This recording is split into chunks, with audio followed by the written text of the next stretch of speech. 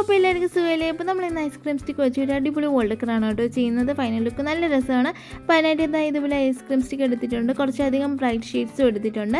ഇനി ഞാൻ ice cream സ്റ്റിക്കിന് 2 എൻഡും cut ചെയ്തെടുത്തിട്ട് നമ്മൾ എടുത്ത് വെച്ചിരിക്കുന്ന ഓരോ കളേഴ്സും ഇതുപോലെ ഒന്ന് അപ്ലൈ ചെയ്തെടുക്കുന്നുണ്ട്.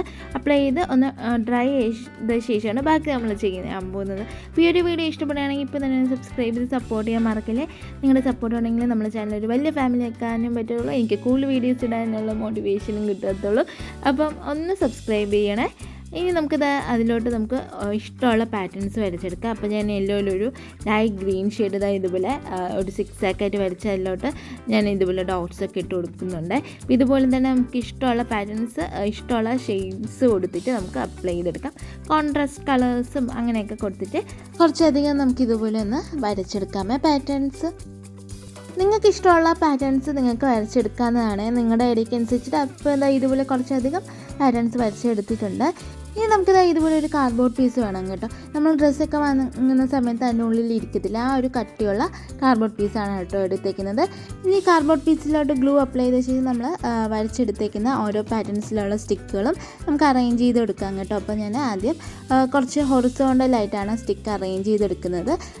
കളേഴ്സൊക്കെ ഓൾട്ടർനേറ്റ് ചെയ്തിട്ട് വരുന്ന രീതിയിലൊക്കെയാണ് ഞാൻ അറേഞ്ച് ചെയ്ത് കൊടുക്കുന്നത്. അപ്പോൾ അങ്ങനെ ഒരു 10 സ്റ്റിക്ക് ഇതുപോലെ ഒന്ന് സ്റ്റിക്ക് ചെയ്തെടുക്കുന്നുണ്ട്. ഇനി അടുത്ത സെക്ഷനായിട്ട് ഗ്ലൂ അപ്ലൈ ചെയ്ത ശേഷം വെർട്ടിക്കലായിട്ട് ഒരു 9 സ്റ്റിക്ക് ഇതുപോലെ ഒന്ന് സ്റ്റിക്ക് ചെയ്തെടുക്കുന്നുണ്ട്.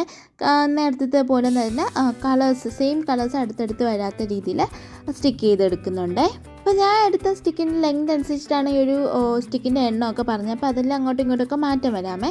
ഇനി അടുത്ത സെക്ഷനായിട്ട് ഇതുപോലെ നേരത്തെ പോലെ ഹൊറിസോണ്ടലായിട്ട് ഒരു 10 സ്റ്റിക്ക് ഇതുപോലെ ഒന്ന് സ്റ്റിക്ക് ചെയ്തെടുക്കുന്നുണ്ട്. സെയിം കളേഴ്സ് വരാത്ത രീതിയിൽ ഇതുപോലെ നിങ്ങളുടെ ഐഡിയക്ക് അനുസരിച്ചിട്ട് സ്റ്റിക്ക് ചെയ്തെടുക്കാവുന്നതാണ്. ഇതൊന്ന് ഡ്രൈ ആയ ശേഷം നമുക്ക് ഇതൊന്ന് വോളിൽ ഹാങ് ചെയ്യാനായിട്ട് നമുക്ക് അതിൻ്റെ ബാക്കിലായിട്ട് ഇതുപോലെ ഒരു ത്രെഡ് എടുത്തിട്ട് ഒന്ന് സ്റ്റിക്ക് ചെയ്തെടുക്കാമേ. ഞാൻ ഗ്ലൂ ഗൺ ഉപയോഗിച്ചിട്ടാണ് സ്റ്റിക്ക് ചെയ്യുന്നത്.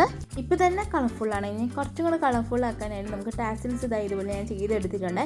ബ്രൗണ്, പിങ്ക്, മജന്ത ആ ഒരു ഷെയ്ഡൊക്കെയാണ് എടുത്തേക്കുന്നത്.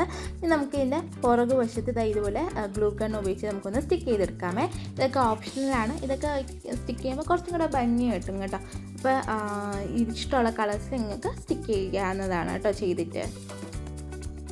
ഇപ്പം തന്നെ കാണാൻ ഭംഗിയാണ്. ഇനി കുറച്ചും കൂടെ ഭംഗി കിട്ടണമെങ്കിൽ ഇതുപോലെ മിററൊക്കെ സ്റ്റിക്ക് ചെയ്തെടുക്കാം കേട്ടോ. അപ്പോൾ എൻ്റെ റൗണ്ടും ട്രയാങ്കിളൊക്കെ ഉണ്ടായിരുന്നു. അപ്പോൾ അത് 2 സ്റ്റിക്കയുടെ വിട്ടൊക്കെ നിങ്ങളുടെ ഐഡിയക്ക് അനുസരിച്ചിട്ട് സ്റ്റിക്ക് ചെയ്തെടുക്കാവുന്നതാണ് കേട്ടോ. എൻ്റെ ഇടയ്ക്കുള്ള രീതിയിലൊക്കെയാണ് ഞാൻ സ്റ്റിക്ക് ചെയ്യുന്നത്. അപ്പോൾ എൻ്റെ ഫൈനൽ ലുക്ക് നല്ല ഭംഗിയാണ് കേട്ടോ, പ്രത്യേക ഒരു ഭംഗിയാണ്. ഈ ഒരു വീഡിയോ ഇഷ്ടപ്പെടുമെങ്കിൽ ഇപ്പോൾ തന്നെ സബ്സ്ക്രൈബ് ചെയ്ത് സപ്പോർട്ട് ചെയ്യാൻ മറക്കില്ല. അടുത്തൊരു വീഡിയോ ആയിട്ട് വരുന്നത്. Bye bye, thank you for watching.